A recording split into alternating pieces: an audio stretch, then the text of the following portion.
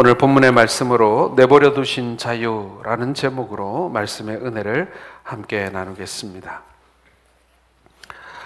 여러분, 세상에서 가장 큰 죄가 무엇이 있을까요? 꼭 한 가지만 꼽아서 이게 제일 큰 죄다 라고 말하기는 쉽지 않겠습니다만은, 오늘 우리가 말씀을 통해서 알 수 있는 하나님 앞에 가장 큰 죄 중에 하나는 뭐냐면은 하나님이 없다고 말하는 죄다, 이렇게 정의할 수가 있겠습니다. 바울이 오늘 우리가 함께 읽었던 이 로마서를 쓸 당시에는요, 이 로마는 우상의 도시였습니다. 황제를 숭배하는 거대한 신전이 자리하고 있었고요, 그리고 로마는 지식을 자랑했고 철학과 법학을 연구해서 세계를 지배하고 선도하는 그런 대제국을 만든 곳이 바로 로마였습니다. 뿐만 아니라 그들은 인간의 아름다움을 숭상했습니다. 그래서 아름다운 남자, 아름다운 여자의 상을 정말 대단한 예술적 감각으로 조각을 해서 지금까지도 그들의 예술 작품들이 우리에게 전해지고 있습니다. 그러나 그들은 하나님을 몰랐다, 이렇게 그들의 문명을 결론 지을 수가 있을 것입니다. 자, 어느 날 집 밖에서 놀다 들어온 아들이 아버지에게 묻습니다. 아버지, 나 아버지 아들 아니에요? 아니, 왜 아들아 그런 얘기를 갑자기 하냐? 동네 사람들이 그러는데 저보고 다리 밑에서 주워왔대요. 왜 옛날에 어른들이 이런 얘기를 많이 했는지 모르겠어요. 저도 그런 얘기 들었던 것 같은데, 꼭 어린아이들에게 어른들이 너 저 다리 밑에서 주워왔어, 이런 얘기를 하면서 어떤 경우에는 어린아이를 왕 울리기도 하고 말이죠, 놀리기도 하고요. 그랬던 기억이 나는데 참 어른들 짓궂습니다. 그런데 아들이 그 말을 믿은 거예요. 그래서 아버지에게 아버지, 나 다리 밑에서 주워왔다는데 그거 사실이에요? 아니다, 너 안 주워왔다, 너희 엄마가 낳았다, 이렇게 분명히 얘기를 해줬어요. 그런데 그 다음날 또 이 아들이 밖에 나갔다 오더니 또 아버지에게 묻는 거예요. 아버지, 동네 사람들이 내보고 다리 밑에서 쪼왔다고 하던데, 본 사람도 있다고 하던데요. 아니다 아들아, 너 절대로 다리 밑에서 안 쪼왔다, 너희 엄마 다리 밑에서 쪼왔다. 이 아들이 몇 번을 그렇게 반복하는 거예요. 이 아버지가 이제 심각하게 느꼈어요. 야, 이거 큰일 났다. 아들이 아무래도 진짜 의심하는 것 같다. 아들도 마찬가지예요. 아버지는 아니라고 거듭 부인하지만 동네 사람들이 다 그렇게 얘기하니까 진짜인 것 같은 거예요. 우리 아버지는 코가 큰데 나는 코가 작고, 우리 어머니는 키가 큰데 나는 키가 작아. 아무리 생각해도 아버지와 어머니 닮은 데도 많은데 안 닮은 것만 생각이 나는 거예요. 그래서 심지어는 실제로 친아빠 친엄마를 찾아서 가출한 아이가 있고요, 그리고 어린 시절에 학생들이 쓴 일기를 보면 언젠가 친부모님이 나타나서 나를 데려가리라 라는 내용의 일기를 쓴 그런 사춘기 학생들이 많다라는 것을 우리가 알 수 있습니다. 혹시 이 중에도 지금 그런 과거가 있으신 분 있는지 모르겠어요.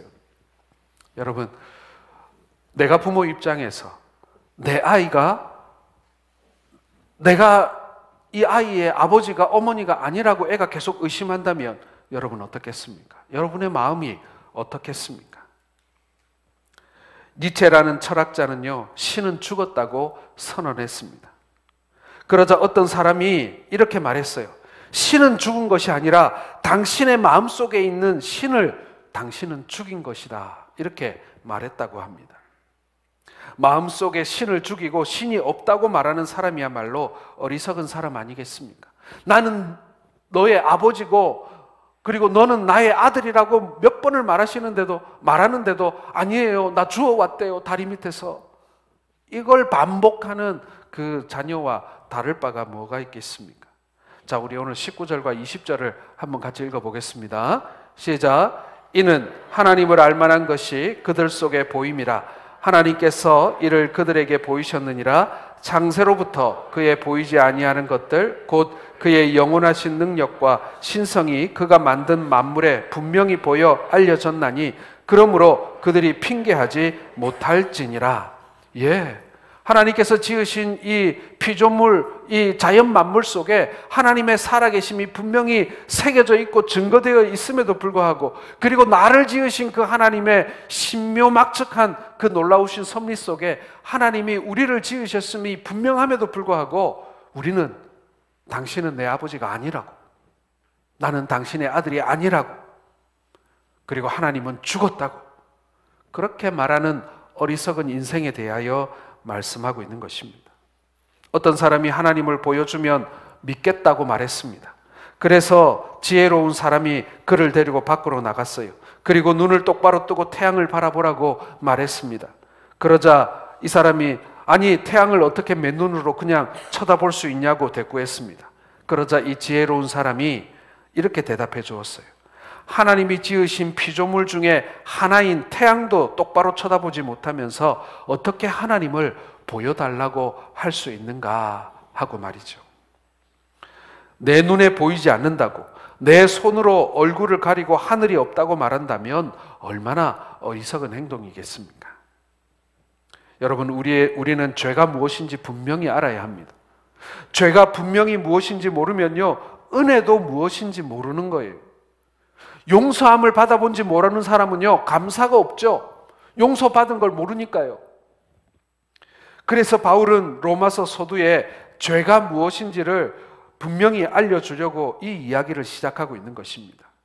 하나님께서 하나님을 알만한 능력을 모든 사람에게 주었음에도 불구하고 스스로 하나님을 알지 못하는 것이야말로 가장 큰 죄다.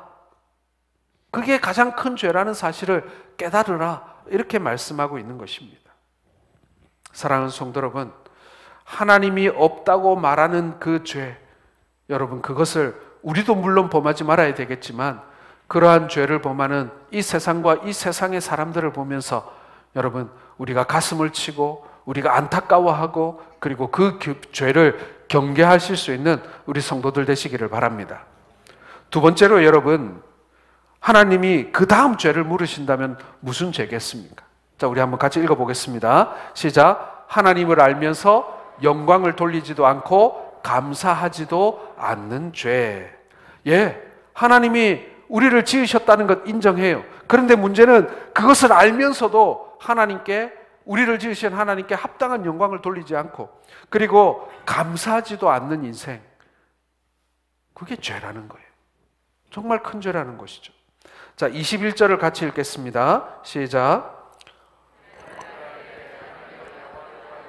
감사하지도 아니하고 오히려 그 생각이 허망하여지며 미련한 마음이 어두워졌나니. 자, 하나님의 신성을 느끼시면서도 하나님을 경배하지 않는 어리석음에 관한 이야기예요. 나라의 권력을 가진 사람만 만나도 고개를 숙이고 옷깃을 여미는데 하물며 천지를 지으신 하나님 앞에 설 때 그분을 경배하지도 않고 그분에게 감사할 줄도 모르는 그러한 인생이야말로 정말 미련한 인생이고, 그리고 그 인생 자체가 죄라는 사실을 우리는 알게 되는 것입니다. 그리고 하나님은 반드시 그 죄를 물으실 거예요. 여러분, 우리가 생각해왔던 하나님의 심판은요, 대부분 미래적인 거예요. 죽은 후에 우리가 천국 가냐 지옥 가냐, 그리고 그 심판에 관해서 이야기를 합니다. 자, 그런데 여러분, 오늘 말씀을 보면요, 미래의 심판만 있는 것이 아니라는 것을 알 수 있습니다. 현재의 삶에서 하나님께서 어떤 사람들의 불신앙과 불순종과 타락을 그대로 방치하시고 방임하시는 심판이야말로 가장 무서운 심판이라는 사실을 여러분, 우리는 기억해야 합니다. 그것이 오늘 바로 말씀에서 반복되어지고 있는 내버려 두셨다라는 의미입니다. 내버려 두셨다. 그들을 죄 가운데 내버려 두셨다. 그들을 어리석은 가운데 내버려 두셨다. 그들이 하나님을 깨닫지 못하는 가운데 내버려 두셨다. 그들이 범하는 수많은 죄 가운데 그들을 건져내지 않으시고 그냥 내버려 두셨다. 이게요, 지금 현재적인 심판이라는 거예요. 그것을 신학적인 용어로 유기라고 얘기합니다. 유기했다, 이렇게 말하잖아요. 어린아이를 유기했다, 할머니를 유기했다, 그리고 우리가 기르던 강아지를 유기했다, 이렇게 말하잖아요. 내버려 뒀다, 버렸다, 그런 뜻이에요. 여러분, 아이들이 동네 놀이터에서 해가 다 질 때까지 막 섞여서 놀고 있었어요. 해가 뉘엿뉘엿 지기 시작하자 각자의 어머니들이 애들을 찾아 나옵니다. 누구야 누구야 어디 있니? 어서 들어가야지. 들어가서 밥 먹어야지. 아이들은 더 놀고 싶은데 친구들과 한참 놀고 있는데 엄마가 들어가자고 하니까 마지못해서 애들이 하나 둘씩 엄마를 따라서 집에 들어갑니다. 근데 놀이터에 마지막까지 남아있는 아이가 있어요. 이 아이를 찾아오는 엄마가 없어요. 그럼 이 아이는 자기가 놀고 싶은 만큼 밤이 껌껌해져도 이 아이는 놀아도 돼요. 마음대로. 왜요? 엄마가 안 찾아오니까. 동네 모든 아이들이 이 아이를 부러워했겠습니까? 부러워하지 않았겠습니까? 어땠을 것 같아요? 네, 그 아이는 부러운 아이가 아니죠. 왜요? 그 아이에게는 그 아이를 찾아올 엄마가 없기 때문에 그런 것입니다. 들어와라. 왜 이렇게 늦게까지 놀았니? 씻어라. 옷 갈아입어라. 밥 먹어야지. 그렇게 잔소리하는 엄마가 아빠가 귀찮아 보일 수도 있습니다. 더 놀고 싶은데 나는 더 놀 수 있는데. 그런데 엄마가 불러서 그 아이는 노는 것을 멈추고 집에 들어가야 합니다. 사랑하는 성도 여러분, 우리가 이것을 보고 귀찮다, 불행하다, 우리가 정말 구속받고 있다, 여러분 그렇게 말할 수 있겠습니까? 집으로 불려가는 이 아이들이 엄마가 없는 그 아이를 부러워할 수 있을지도 모르겠습니다. 더 놀 수 있으니까. 그러나 이 고아가 가진, 이 엄마 없는 아이가 가진 자유가 과연 행복한 자유일까요?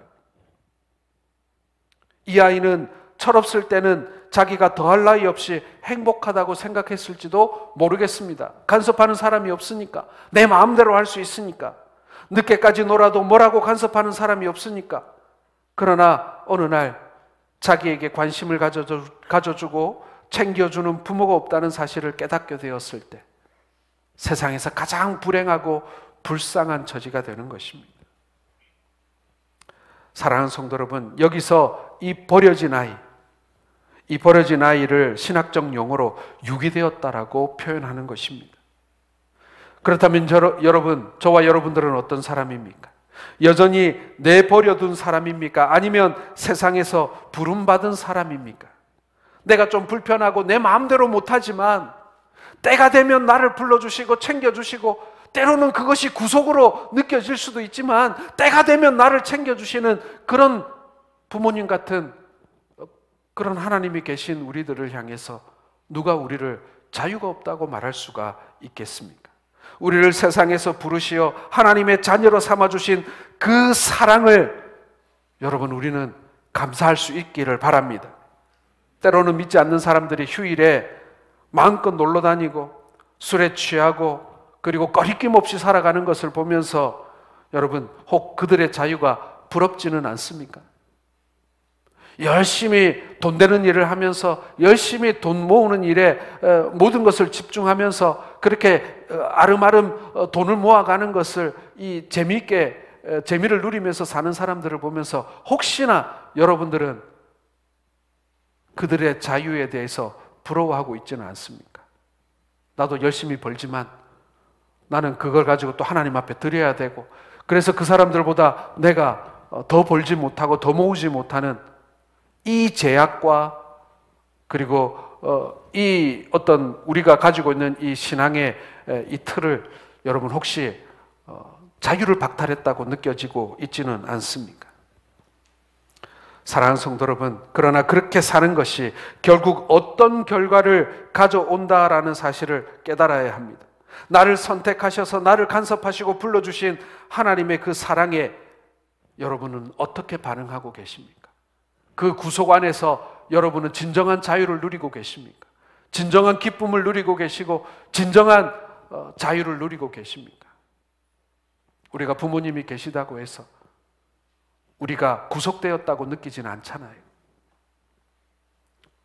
어느 날 때가 되었을 때 부모님이 우리의 곁을 떠나게 되는 그날, 야, 내 60평생, 내 50평생 드디어 내가 자유를 얻었다. 여러분 그렇게 생각하십니까? 아마 그렇게 생각하는 분 아무도 없을 것입니다.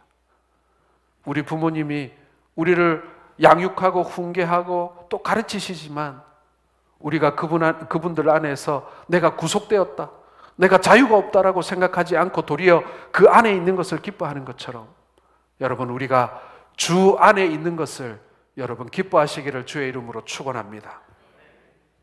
히브리서 12장 6절 말씀 한번 같이 읽어보겠습니다. 시작. 주께서 그 사랑하시는 자를 징계하시고 그가 받아들이시는 아들마다 채찍질 하심이라 하였으니. 예, 주 안에 있는다는 것이요, 이런 제약이 있어요. 때로는 우리의 자유가 박탈되고 또 우리가 마음대로 행했을 때 하나님의 징계도 있을 수 있지만 여러분, 이것이 진정한 자유라는 사실을 기억하시길 바랍니다. 하나님은 사랑하는 자를 징계하시고 또 그의 아들마다 채찍질하십니다. 그것이 사랑입니다. 사랑하기 때문에 잘못하면 매를 드시고 바른 길로 인도하시는 것입니다. 그러나 사랑하지 않으면 나와 상관없으니 내버려 두는 것입니다. 그렇다면 하나님이 내어버리면 어떤 일이 일어나는 것일까요? 오늘 말씀은 하나님이 유기하시면 하나님께 유기되어진 인생이 어떻게 살아가는가, 우리가 그걸 보면서 우리에게 주어진 자유가 무엇이고 또 우리가 세상을 어떻게 바라봐야 하는지를 함께 살펴보는 시간 되기를 원합니다. 첫 번째로 여러분, 유기된 사람들은요, 우상 숭배의 죄를 짓고 살아간다라는 것입니다. 자, 오늘 24절과 25절을 같이 읽겠습니다. 시작. 그러므로 하나님께서 그들을 마음의 정욕대로 더러움에 내버려 두사 그들의 몸을 서로 욕되게 하게 하셨으니 이는 그들이 하나님의 진리를 거짓으로 바꾸어 피조물을 조물주보다 더 경배하고 섬김이라. 주는 곧 영원히 찬송할 이시로다. 아멘. 여기서 여러분 중요한 단어가 먼저도 말씀드렸지 뭐예요? 내어 버려두사라는 단어입니다. 하나님이 유기하셨다는 거예요. 그리고 그 결과는 피조물을 조물주보다 더 경배하고 섬기는 현상이 나타났다는 것입니다. 바로 우상숭배지요. 불신자들은 우리가 다스려야 할 동물들을 신으로 생각하고 절을 합니다. 대표적인 것이 인도의 소지 않습니까? 태국의 코끼리, 그리고 미얀마의 원숭이, 그리고 캄보디아의 뱀, 뭐 이런 것들이 우상숭배의 대상이에요. 이곳에 가면 동물들이 경배의 대상입니다. 그리고 하나님의 피조물에 불과한 해와 달과 별을 경배의 대상으로 삼습니다. 태양신을 숭배했던 나라들이 그래요. 고대 로마, 이집트, 아프리카의 그리고 남미의 인디오들이 대표적으로 태양신을 섬겼던 사람들입니다. 또 어떤 사람들은 사람의 형상을 만들어 절을 하고 섬깁니다. 대표적인 것이 불교지 않습니까? 부처상을 만들어 놓고 그곳에 절을 합니다. 부처도 사실은 사람에 불과하지 않습니까? 그런데 사람들이 석가모니를 우상화한 것입니다. 일본에는 또 사람을 천왕이라고 부르면서 신으로 섬기기도 합니다. 또 우리나라의 민간 신앙을 보면 큰 나무나 바위에 절을 하고 또 제사를 지냅니다. 어리석은 일임에도 불구하고 자신들이 옳다고 생각을 합니다. 모두가 우리의 영혼을 더럽히고 영적인 눈을 가려버린 그런 마귀의 장난인 것이죠. 사랑하는 성도 여러분, 이 우상 숭배는 어떠한 형상 혹은 신주만을 의미하는 것은 아닙니다. 성경에 보면요, 우리 속에 있는 탐심도 우상 숭배라고 했습니다. 하나님보다 더 사랑하는 것, 예수님보다 더 귀하게 여기는 것이 있다면 그것이 여전히 사실 우상이다. 눈에 보이든 눈에 보이지 않든 하나님보다 더 섬기고 믿고 사랑하는 것이 우상이다라고 우리에게 가르쳐주고 있습니다. 사랑하는 성도 여러분, 이 땅 가운데 하나님께 유기된 사람들에게 나타나는 공통적인 특징이 바로 우상숭배라는 것입니다. 우리가 싸워야 할 죄의 모습인 거예요. 우리가 세상을 바라보는 성경적 세계관 속에 바로 이것이 있는 것입니다. 하나님을 알지 못하는 사람들이 무엇인가 그들의 인생을 지탱해 줄 만한 것을 붙들고 있는 그 모습을 여러분, 우리가 똑바로 볼 수 있어야 합니다. 아, 저 사람은 저것이 하나님이구나. 아, 저 사람에게는 저것이 우상이구나. 여러분, 우리가 그것을 볼 수 있어야 하는 것입니다. 혹 그리고 우리도 그러한 잘못된 우상 숭배의 길에 있지는 않은지 점검해 보아야 한다라는 것입니다. 왜요? 그것이 유기된 인생이니까요. 심판받는 인생이니까요. 두 번째로 여러분, 유기된 사람은요, 성적인 죄를 짓는다라는 것입니다. 자, 26절 같이 읽겠습니다. 시작. 곧 그들의 여자들도 순리대로 쓸 것을 바꾸어 영리로 쓰며, 여기서도 어떤 단어가 나옵니까? 내버려 두셨으니 라는 말씀이 나오죠. 유기에 관한 말씀. 하나님이 내버려 두시면 결국 성적으로 타락한 도시가 된다라는 뜻이에요. 여러분, 성적인 타락이 극에 이르면요, 동성애가 만연하게 되어 있습니다. 불과 유황으로 멸망당한 소돔과 고모라에서도 동성애가 만연했습니다. 로마도 마찬가지였습니다. 초대 로마 황제 14명 중에 13명이 동성애자였다는 연구 결과가 있습니다. 콘스탄틴 황제가 기독교를 로마의 국교로 정하게 된 이유가 여러 가지가 있는데요. 그 중에 한 가지가 뭐냐면 로마 사회 전체가 동성애에 빠져 있는데 이것을 고치고 치유할 수 있는 방법이 기독교밖에 없다라는 생각을 했기 때문이다. 이렇게 역사는 평가하고 있습니다. 왜냐하면 로마 사회 속에서 동성애하지 않는 사람들, 동성애하지 않는 집단은요, 오직 기독교인들밖에 없었기 때문에. 그래서 황제가 기독교를 로마의 국교로 선포하게 되는 계기가 되었다라는 거예요. 우리 사회도 여러분, 근래에 들어서 동성애에 대해서 정말 많이 관대해졌습니다.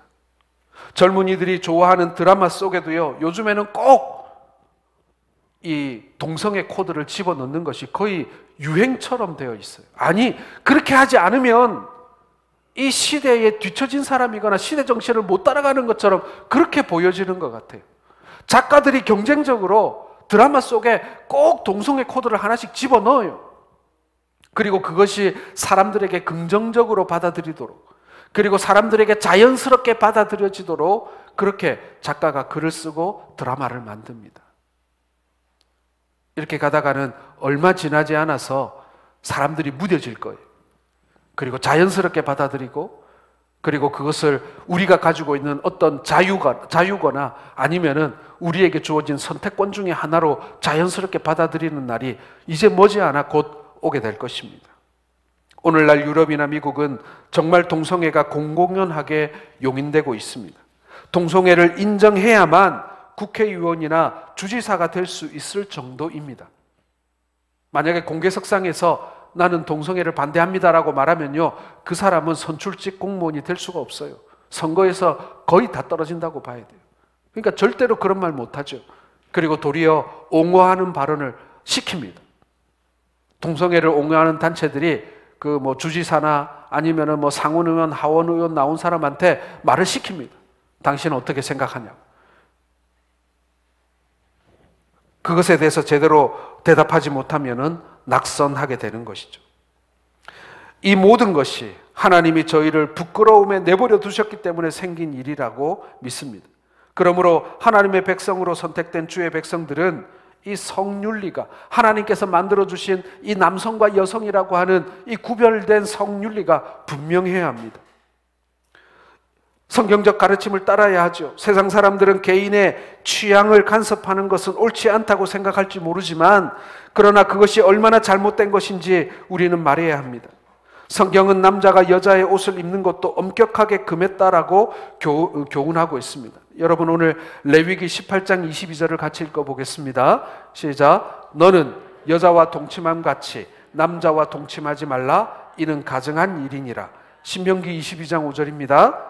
여자는 남자의 의복을 입지 말 것이요 남자는 여자의 의복을 입지 말 것이라. 이같이 하는 자는 내 하나님 여호와께 가증한 자이니라. 여러분, 성적인 취향 때문에 나는 여자 옷이 더 좋아, 나는 남자 옷이 더 좋아, 이 정도면요 애교예요. 오늘 여기서 신명기와 레위기에서 말씀하는 너희는 옷도 함부로 바꿔 입지 말라고 말씀하신 이유는 뭐냐면요, 바로 이 옷을 바꿔 입는다는 것은 곧 동성애를 하겠다라는 의미로 받아들여지기 때문에, 그렇게 하는 사람들이 그렇게 의복을 갈아입었기 때문에 이렇게 말하고 있는 것입니다. 여러분, 하나님께 유기된 사람들의 공통적인 특징, 이 성윤리가 무너져 버린다. 동성애가 만연하게 된다. 그것뿐만 아니라 남녀의 어떤 성윤리, 그것조차도 무너지는 사회가 되어버린다라는 것입니다. 자, 그렇다면 여러분, 지금 우리가 살고 있는 우리 사회의 이 성윤리 의식은 과연 어느 정도일까요? 소돔과 고모라를 비교한다면 우리는 과연 어느 정도 수준에 이른 것일까요? 우리 기독교인들이 정신을 바짝 차려야 합니다. 우리가 주 안에 산다라는 것이 어떤 것인지를 제대로 알고 세상은 그쪽으로 결국에는 흘러가게 될 것인데, 과연 우리 그리스도인들이 이 세상 속에서 우리는 그렇지 않다고 말하면서 우리가 이 버티며 살아낼 수 있을 것인가? 하나님 안에 우리가 올바르게 살아내야 하는 그러한 숙제가 우리 가운데 있음을 여러분 기억하시기를 주의 이름으로 축원합니다. 그들을 혐오하고 그들을 공격하고 그들을 비난하고 뭐 그럴 수도 있겠죠. 하지만은 무엇보다도 중요한 것은 이것이 바로 죄라는 사실을 우리가 분명히 알고 그것이 죄라는 사실을 알려주는 것, 그것을 우리가 지키는 것이 우리가 그들을 비난하고 공격하는 것보다 사실은 더 중요한 문제다. 우리가 그것을 기억해야 하는 것입니다. 마지막으로 여러분, 육이 된 사람들은요, 도덕적인 죄를 범하게 됩니다. 자, 28절을 같이 읽겠습니다. 시작.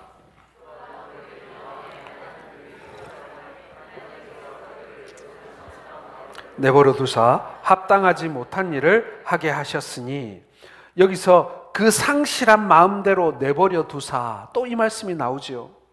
하나님이 내버려 두셨다라는 것입니다. 그런데 상실한 마음이 뭐겠습니까, 여러분? 상실한 마음. 상실한 마음이 뭐냐면은 우리가 흔히 많이 쓰는 말로 양심에 화인 맞은 마음입니다. 죄를 범하되 그 죄에 대하여 아픔이 없고 둔감하여져서 그 죄에 대한 가책이 더 이상 들지 않는 마음을 우리는 상실한 마음이라고 얘기합니다. 자, 29절과 30절을 보세요. 뭐가 나옵니까? 추악, 탐욕, 시기, 살인, 분쟁, 악독, 수군수군, 비방, 교만, 자랑, 악행, 부모 거역, 약속을 어기고, 그리고 무자비함, 막 이런 여러 죄의 모양들이 쭉 나열되어 있습니다. 바로 이것이 육이 되어진 사람들, 하나님께서 내버려 둔 사람들, 자유 같으나 자유 아닌 것을 자유라고 믿고 살아가고 있는 사람들이 범하는 죄의 모두라는 것입니다. 많은 죄의 목록이 나오지 않습니까? 하나님의 무관심 속에서 육이 된 사람들이 행하는 죄악입니다. 이런 일을 하면서 양심의 가책을 받기도 하지만 어느새 양심은 굳어져서 태연하게 악행을 행하며 살아갑니다. 모두가 나의 이익과 만족을 위해서 이런 악행을 하게 되는 것이죠. 여러분, 혹시 유영철이라는 사람을 기억하십니까? 21명의 여자를 죽였음에도 불구하고 아무런 양심의 가책을 느끼지 않는 그 사람. 우리가 다들 정말 경악을 금치 못했던 사람 아닙니까? 그럴 수도 있어요. 살인을 범하고, 그리고 20명이 넘는 사람을 죽여도요, 그 양심에 화인 맞은 사람은 그것을 아픔으로 느끼지 못하고 고통으로 느끼지 못하고 그런 사람이 될 수도 있다라는 것입니다. 물론 이제 이런 것은 선택받은 우리 성도들과는 관련이 없는 이야기일 수도 있습니다. 그러나 여러분, 끊임없이 사단은 우리를 공격합니다. 우리의 양심을 마비시키기 위해서 우리가 그런 죄를 죄로 느끼지 못하도록, 그리고 하나님의 말씀이 그저 속박으로, 그래서 우리의 자유를 빼앗기는 것처럼 느끼도록 우리를 끊임없이 유혹하고 공격하고 그럽니다. 여러분, 우리가 그것과 싸워야 하지 않겠습니까? 그리고 매 순간마다 우리로 하여금 이겨내게 해달라고 기도해야 하지 않겠습니까? 사랑하는 성도 여러분, 간혹 전도하다 보면 예수를 믿지 않는 사람들의 형통함에 대하여 묻는 사람들이 있습니다. 예수 안 믿어도 잘 사는데, 예수 안 믿어도 부자로 사는데, 예수 안 믿어도 장수하며 사는데, 여러분, 그때 여러분들은 뭐라고 얘기하십니까? 실제로 제 주변에 있었던 사람들의 이야기입니다. 두 분인데, 한 분은 두 분 다 정말 열심히 좋은 직업을 가지고 좋은 직장도 다니고, 그리고 뭐 열심히 사셨던 분이에요. 그런데 한 분이 어려움이 닥쳐옵니다. 보증을 서줬는데 그게 잘못된 거예요. 그리고 엎친 데 겹친 격으로 이 보증 잘못 써서 이 경제적 손실을 크게 입었는데다가 그걸 또 너무 신경을 썼는지 몸이 아프기 시작하는 거예요. 병이 드는 거예요. 마음에 병이 들면 몸도 아프잖아요. 그러면서 어려움을 겪는 것입니다. 처음에는 사람을 원망하고 세상을 원망하고 술로 세월을 보내더라고요. 그러다가 어느 날 이웃 사람들의 어떤 그 인도로 이분이 교회를 오게 되었어요.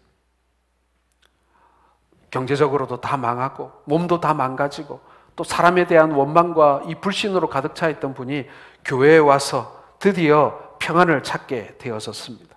예배를 드리고 말씀을 들으면서 자기가 죄인인 것을 깨닫게 되고 그리고 그 어려움을 통해서 하나님을 만나게 되는 그런 굴곡진 인생을 사는 것을 제가 보았습니다. 자, 그런데 또 한 분은요, 날이 갈수록 직장에서 진급을 하는 거예요. 그리고 살던 집값도 잘 올라가고 또 투자한 주식도 올라가고 아이들은 또 공부를 또 얼마나 잘하는지, 그리고 부인도 부업을 했는데 남편보다 더 잘 버는 거예요. 이 사람에게는 예수님을 믿을 기회가 주어지지 않았습니다. 하나님 없이도 잘 살기 때문에요. 이렇게 살다가 그분이 82세의 나이로 세상을 떠나고 말았습니다. 그 이후에 이분은 어떻게 되었을까요? 주님만이 아시겠죠. 사랑하는 성도 여러분, 전자에 소개한 사람은요, 실패도 경험하고 어려움도 경험하고 몸도 상하고 그랬지만 그 사람은 하나님이 선택한 사람이라고 말할 수 있습니다. 인생의 실패를 통해서 하나님을 만날 수 있었습니다. 그리고 영생을 얻게 되었죠. 그러나 후자의 사람은 하나님 없이 형통한 삶을 살았습니다. 그러나 이 사람의 형통, 이 사람의 자유는 하나님의 유기였다라는 사실을, 자기가 하고 싶은 대로 살았지만 그 죽음 이후의 삶은 심판뿐이었다라는 사실을 여러분, 우리는 믿어야 할 것입니다. 사랑하는 성도 여러분, 여러분은 지금 어디에서 자유를 누리고 계십니까? 여러분은 어떤 것이 진정한 복이라고 생각하고 계십니까? 우리가 주 안에 구속받은 백성이라는 사실을 여러분 기뻐하시기를 바랍니다. 우리에게 주어진 내 마음대로 할 수 있는 자유가 진짜 자유가 아니라 우리를 돌보아 주시면서 우리에게 필요한 자유를 주시는 그 자유가 진정한 자유이며 또한 생명 있는 자유임을 깨달으시는 우리 모든 성도들 되시기를 주의 이름으로 축원합니다.